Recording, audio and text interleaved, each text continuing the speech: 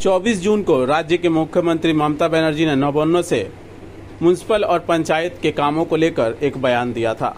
इस बयान को लाइव दिखाया जा रहा था। उसी लाइव में हावड़ा के 27 नंबर और 37 नंबर वार्ड में काम को लेकर एक तृणमूल कर्मी ने एक पोस्ट किया कि हमारे इलाके में तालाब भरकर काम किया गया है, हमारे इलाके में इल्लीगल बिल्डिंगें बनाई गई है, हमारे वार्ड में काम नहीं होता है। बस ये पोस्ट करने की देरी ही थी कि उसके पोस्ट पर सेंट्रल हावड़ा के एक तृणमूल नेता ने ही उस शख्स के नाम पर केस कर दिया और इल्जाम यह है कि उन्होंने मंत्री के ऊपर एलिगेशन लगाया है और मंत्री के लेकर वायलेशन फैलाने की कोशिश की है। इस मामले में तृणमूल नेता ने तृणमूल कर्मी पे केस किया और ये मंत्री जिसके लेकर एलिगेशन लगाया है उसमें अरूप राय का नाम सामने आया है।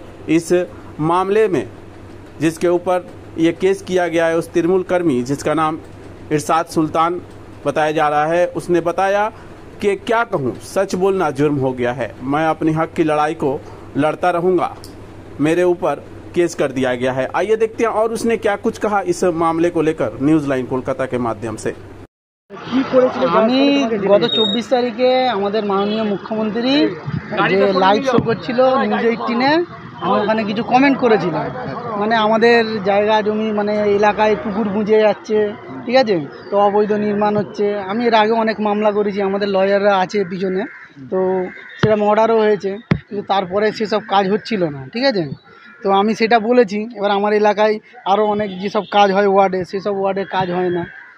ওগুলো বলেছি বলে আমার প্রথমে বাড়িতে লোক এসেছিলো, তারপর ফোন করিয়েছিল, তো আমি ওসব কথায় ধ্যান দিইনি। তারপরে আমার হঠাৎ করে আমার থানায় ডাক এসছে। প্রথমে বাড়িতে থানা থেকে লোক এসেছিলো, পরে আবার থানায় ডাক এসছে, আমি গেছি, বলেছি এমনি ডাকবো, তো যেতে আমাকে অ্যারেস্ট করে নিয়েছে।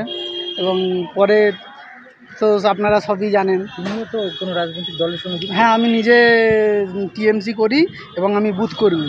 আমি 40 নম্বর ওয়ার্ডে 293 নম্বর বুথে মোল্লাপাড়ার বুথ কর্মী। কখনো মেন এজেন্ট থাকি, কখনো ড্যামিতে দেয়, যেরাম দেয় আমরা কাজ করি। তুমি কি মনে করছো যে মন্ত্রীর বিরুদ্ধে এরকম লেখাটা কি অপরাধ হলো? আমি তো এটাই, এখন আমি জেল কাটছি মানে কি, আমি এখন সাজা কাটছি মানে আমি এটাই ভাবছি। কিন্তু আমি তো কিন্তু ভুল কথা বলিনি। আপনারা ওখানে গিয়ে দেখতে পারেন যে ওখানে গিয়ে দেখতে পারেন যে ওখানে পুকুর বুঝে গেছে। আমি এটা হয়তো বলতে মানে আমার লেখাটা একটু এদিক ওদিক হতে পারে, কিন্তু পুকুরটা বুঝে গেছে। বেআইনি বাড়িও হয়েছে। হ্যাঁ, বেআইনি বাড়ি ওখানে 40 নম্বর ওয়ার্ডে একদম পাহাড় হয়ে আছে, ওটা কংক্রিটের স্তূপ হয়ে দাঁড়িয়ে আছে।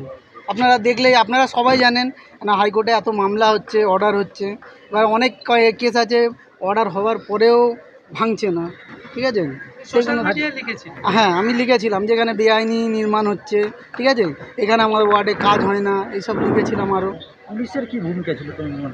পুলিশ আমার কাছে ভদ্রভাবে ব্যবহার করেছে, কিন্তু গিয়ে আমায় বলেছিল যে তোমার নন বেলেবল সেকশন নেই, ঠিক আছে, তুমি যাবে কোর্ট থেকে, ওখানে তোমায় জেলেও ঢুকতে হবে না, ওখান থেকেই তোমার বেল হয়ে চলে আসবে। কিন্তু আমি গিয়ে দেখছি যে ওখানে গেম ঘুরে গেছে।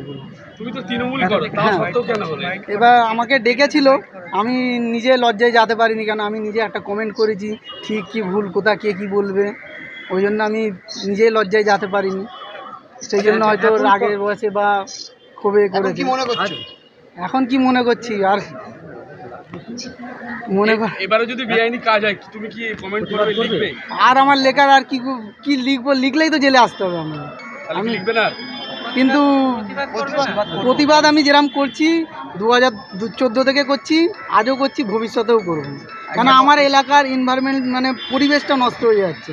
আজকে পুকুর বুঝে গেছে, সেই পুকুরের জন্য আমার বাড়ি, আমার এলাকায় 1 হাঁটু করে জল জমে যায়। তোমার নাম? আমার নাম ইরশাদ সুলতান, ডাক নাম হচ্ছে শাহিন সুলতান। ঠিক আছে।